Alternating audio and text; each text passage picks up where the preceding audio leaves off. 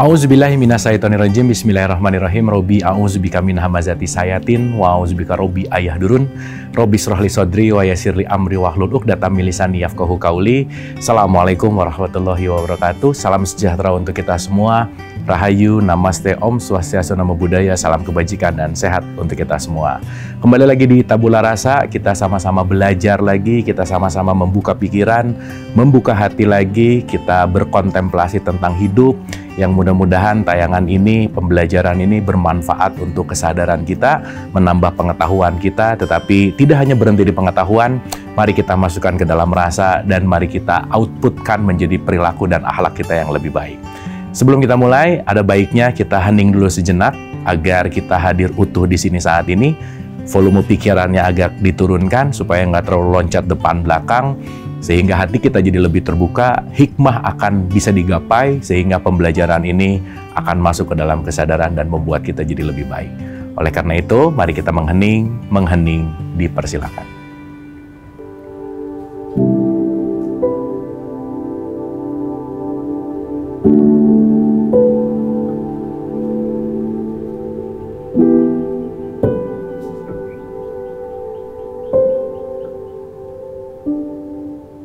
Selesai, terima kasih. Mudah-mudahan kita sudah ada di frekuensi vibrasi energi yang sama, di halaman yang sama untuk kita bisa mulai belajar.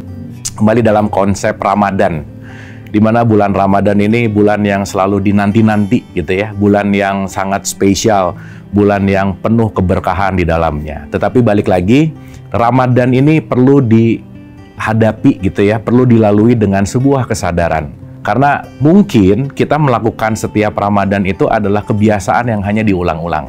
Justru ketika kita mau berubah, kita harus melakukan kebiasaan yang baru. Ketika kita mau menuju kepada kebaikan yang lebih baik lagi, kita harus membuat kebiasaan yang lebih baik lagi. Jadi ujung-ujungnya adalah bagaimana kita merubah diri dengan bagaimana kita merubah kebiasaan. Maka kalau kita perhatikan, di bulan Ramadan ini dibikin padat bulannya dengan penuh menu-menu atau penuh bumbu-bumbu gitu ya, ornamen-ornamen yang di dalamnya banyak ibadah-ibadah tambahan. Di mana di dalam ibadah tambahan itu, yang ingin menjadi esensi adalah membuat kita menjadi kebiasaan yang baru gitu. Jadi kalau misalkan nggak di bulan Ramadan, kita cuek sama orang yang lapar gitu misalkan. Tapi begitu di bulan Ramadan, kita tidak makan dan tidak minum, merasakan lapar dan haus, di situ muncul kepekaan gitu. Tapi dengan harapan, selesai bulan Ramadan juga, ya jangan berhenti juga untuk berbaginya gitu kira-kira. Karena kalau hanya bulan Ramadan yang berubah, ya itu sama sekali tidak akan merubah kebaikan di dalam hidup kita, justru malah kebiasaannya cuma berubah hanya 30 hari, tapi tujuannya adalah 30 hari bulan Ramadan sebagai latihan, justru di situ untuk merubah kita menuju kepada tahun berikutnya, 11 bulan yang akan datang, itu kita mengalami upgrade habits gitu. Kebiasaan yang naik lebih baik lagi, kebiasaan yang membawa kita menuju kepada perubahan yang signifikan baik. Nah, dalam ornamen-ornamen ini, di bumbu-bumbu Ramadan ini, kita sering sekali mendengar seperti sahur, tarawih, nuzulul Quran, itikaf. Ini istilah-istilah yang sangat sering kita dengar. Tetapi ketika kita hanya tahu istilahnya dan hanya tahu untuk melakukan apa tanpa sebuah kesadaran di belakangnya, ya kembali tuh kita hanya mengolahragakan ini tubuh fisik, tapi tidak membawa dampak kepada keruhanian kita, kepada kesadaran kita. Kita sering mendengar sekali dengan kata-kata sahur gitu. Nah, sekarang kita elaborasi. Kalau saya bicara atau mendengar kata-kata sahur, itu udah pasti rata-rata konsep pemikirannya adalah langsung urusannya sama makan sahur gitu. Jadi nggak jauh-jauh urusannya sama makan aja gitu ya kira-kira. Padahal kalau kita berbicara di dalam Al-Quran, di surat 3 ayat 17, kalau kita berbicara konteks sahur, sahur itu adalah waktu sebelum subuh gitu intinya. Oke ya, waktu sebelum subuh di sini artinya kita disuruh bangun. Tapi Quran justru mengatakan waktu bangun lebih awal ini bukan disuruh makan aja sih sebenarnya. Tetapi banyak memohon ampun di waktu sahur. Banyak memohon ampun di waktu sebelum subuh. Memohon ampun di situ kan berarti kalau saya mau memohon ampun, saya harus tahu dong kesalahan saya apa. Kalau saya harus tahu kesalahan saya apa, saya harus merefleksikan terhadap apa yang saya lakukan hari kemarinnya.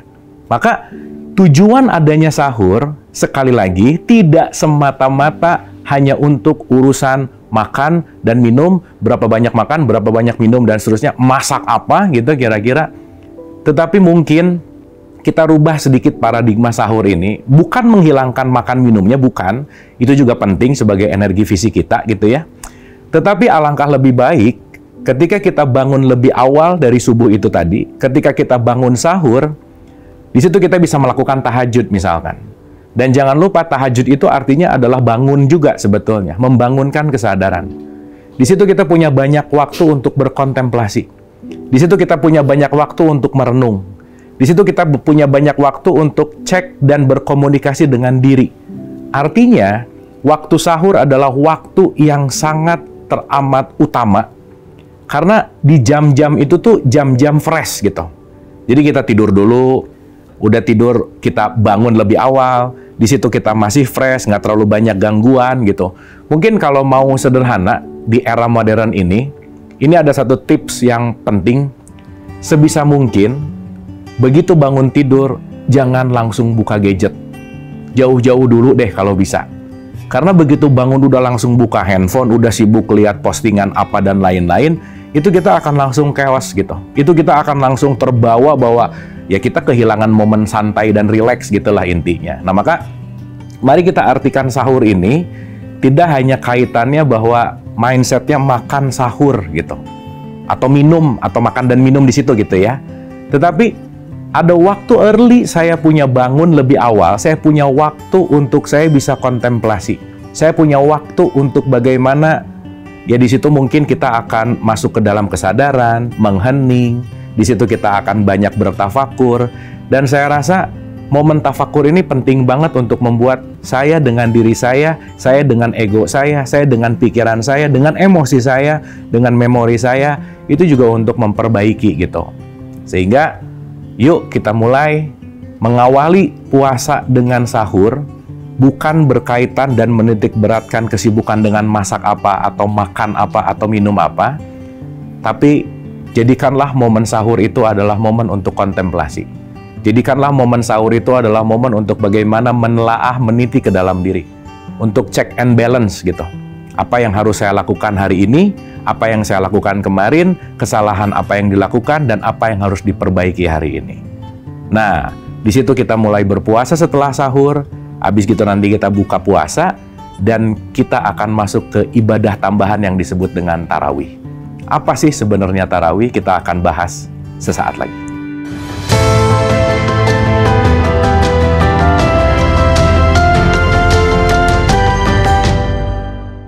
Masih bersama saya Bu Marlo, mari kita lanjutkan pembelajaran.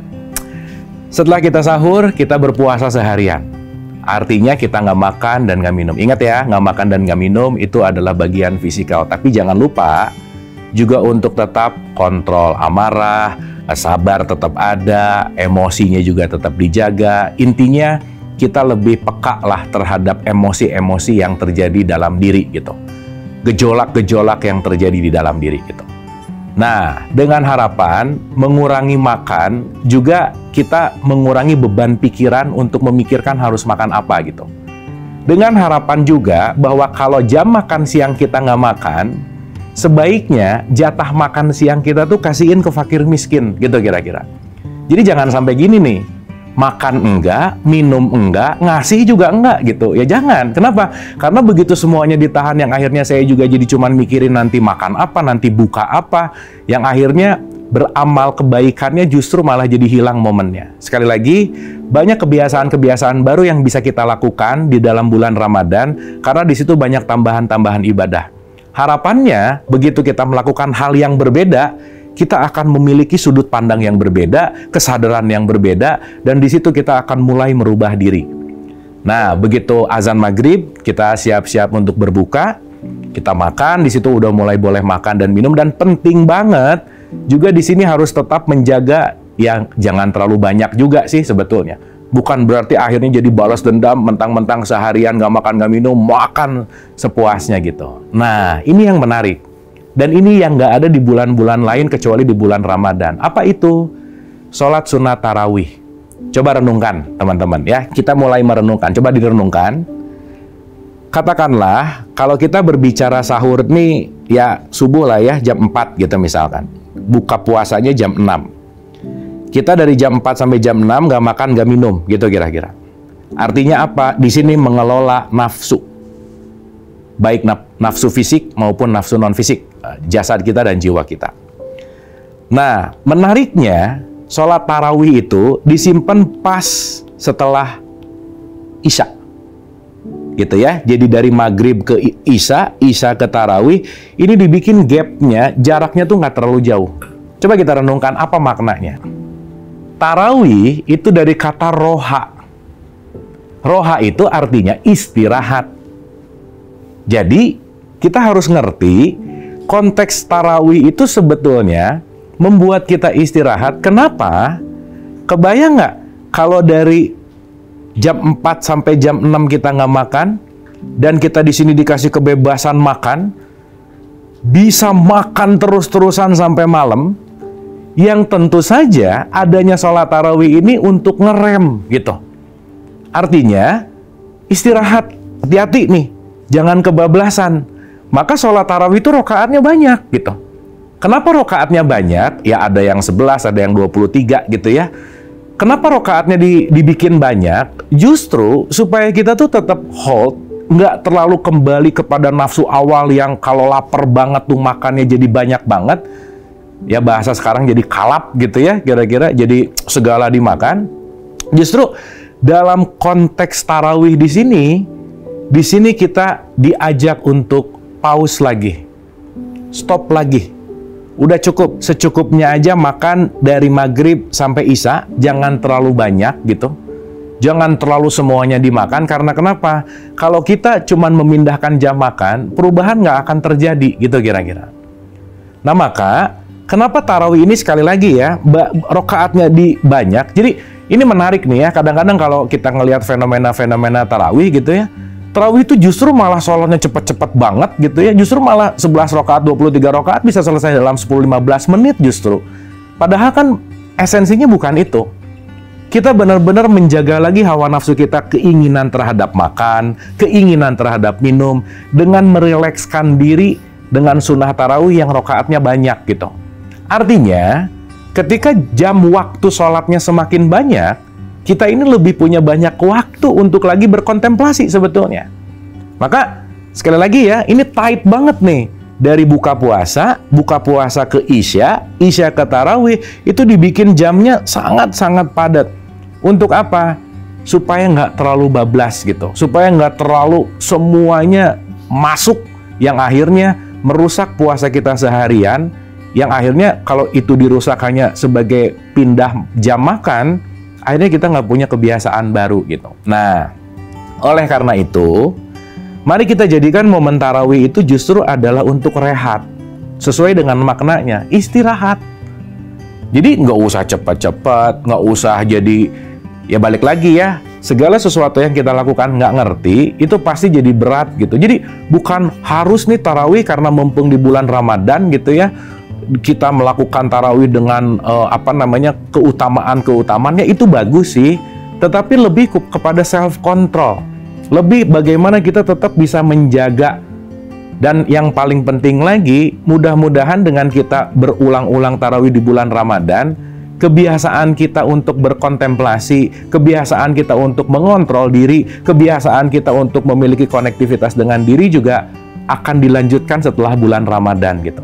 Jadi tarawih itu adalah istirahat, tetap mengistirahatkan meskipun udah buka puasa, jangan terlalu tergiur dengan hawa nafsu untuk semua dimakan dan diminum, dan di situ waktu kita untuk punya kontemplasi lebih banyak lagi, punya waktu untuk berdialog dengan Allah lebih banyak lagi, punya waktu untuk bagaimana kita memekakan terhadap diri dan membangun relasi dengan diri lebih banyak lagi, yang tentu saja di situ kita punya kesempatan untuk merubah kebiasaan baru. Nah, dengan kebiasaan baru ini, tentu kita akan menjadi pribadi-pribadi yang baru juga. Nah, dengan pengulangan ini, kita akan mendapatkan pandangan yang baru. Kita akan mendapatkan kesadaran yang baru. pandangan dan kesadaran itu nanti kita akan kaitkan dengan nuzulul Quran. Apa itu nuzulul Quran? Kita akan bahas beberapa saat lagi.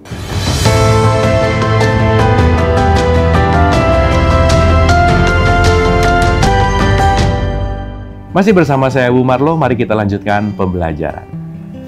Nuzulul Quran itu maknanya angzalna, dari kata angzalna turun, Quran itu petunjuk. Jadi nuzulul Quran memiliki makna turunnya sebuah petunjuk. Oke, sekarang kita relevansikan dengan kejadian kita sehari-hari supaya kita melihat nuzulul Quran ini bukan sesuatu yang langit banget gitu, tetapi bisa kita aplikasikan dan bisa kita lakukan gitu kira-kira. Karena sekali lagi, ini berlaku untuk siapapun, bagi yang mengerti dan menjalankan. Oke, saya kasih contoh. Kalau kita mau merubah diri, sekali lagi, perlu merubah kebiasaan. Dan merubah kebiasaan itu poin yang paling berat dalam hidup. Maka, jangan banyak-banyak, satu step aja cukup. Satu step lagi cukup. Dan sedikit perubahan, sedikit melakukan hal yang baru, dengan nggak perlu terlalu banyak rencana dan seterusnya, sedikit demi sedikit itu akan jadi lebih baik lagi, gitulah kira-kira. Nah, dalam konteks di sini, kalau kita sering mendengar bahwa nuzulul Quran itu terjadi di 17 Ramadan misalkan. Oke? Berarti, mari kita memaknai bahwa nuzulul Quran datangnya sebuah petunjuk, salah satunya adalah datangnya sebuah ide, datangnya sebuah kesadaran, datangnya sebuah pencerahan gitu. Nah, saya kasih contoh sederhana. Kalau sehari-hari kita makan bebas, sehari-hari kita nggak terlalu peduli sama fakir miskin, nggak mau ngasih misalkan. Sehari-hari pokoknya kita hanya melakukan kebiasaan-kebiasaan yang normal dalam tanda petik. Begitu masuk Ramadan, ini new normal nih. Kita bangun lebih awal. Kita ngasih makan fakir miskin. Kita melakukan reprogramming habits dengan kebiasaan tarawih. Kita banyak kontemplasi dan seterusnya. Bangun lebih pagi lagi. Di situ banyak terjadi perubahan. Pertanyaan, kalau kita melakukan perubahan berulang-ulang, di situ kita akan mulai berubah. Yang asalnya kita mungkin nggak peka, jadi mulai peka. Yang asalnya kita mungkin nggak ngelihat sesuatu hal, kita jadi melihat. Kenapa? Karena banyak perubahan. Nah, perubahan kita, anggap aja udah 17 hari kita melakukan perubahan, maka hari ke-17 ini akan mendapatkan sesuatu yang sangat berbeda pastinya.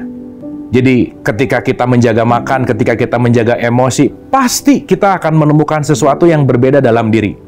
Maka, nanti malam 21-nya, itu sering disebut malam ganjil. Ya, ganjil di sini juga bukan berarti tanggal 21-nya sih sebetulnya.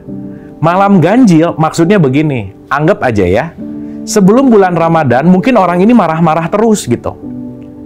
Tapi begitu dia udah bulan Ramadan, dia menjaga makannya, dia banyak bersedekah, banyak melakukan kebaikan, banyak berkontemplasi. Ternyata setelah 17 hari dia melakukan hal yang sama, 21 hari dia melakukan hal yang sama, dirasakan sama sekelilingnya kok orang ini jadi nggak terlalu marah-marah ya gitu. Nah, di situ terjadi kejadian ganjil gitu. Wah, ganjil nih. Coba kebayang ya kalau teman kita asalnya pelit banget terus jadi dermawan banget, kan ganjil gitu. Aneh dalam tanda petik. Nah, aneh di sini bukan aneh hal yang negatif, tetapi terjadi perubahan perilaku karena kenapa? Ada kebiasaan-kebiasaan baru yang dilakukan yang membuat perilaku-perilaku lamanya itu terupgrade jadi lebih baik gitu. Nah, maka berbicara masalah nuzulul Quran, sekali lagi, Quran itu cahaya, cahaya itu banyak makna. Jadi nuzulul Quran bukan datang buku dari langit terus ada, bukan gitu poinnya. Tetapi orang yang dapat nuzulul Quran adalah orang yang mendapatkan pencerahan. Karena kenapa? Mungkin dari 17 hari itu lebih banyak mau mendengar, lebih banyak mau berbagi, lebih banyak berkontemplasi, lebih banyak mendengarkan dirinya. Akhirnya apa? Dia lebih mengenali dirinya. Tanpa disadari hal yang paling sederhana aja. Kok kenapa ya banyak pertanyaan-pertanyaan dalam diri yang mulai terjawab? Kok kenapa ya jadi mulai banyak ide-ide baru yang bisa menyelamatkan atau bisa memperbaiki kualitas kehidupan? Dan di sini muncul, kalau mungkin bahasa para nabinya adalah pewahyuan, ini sekarang muncul ide baru, muncul kreativitas baru, muncul jawaban-jawaban yang asalnya nggak tahu jadi tahu, yang asalnya nggak ngerti jadi ngerti.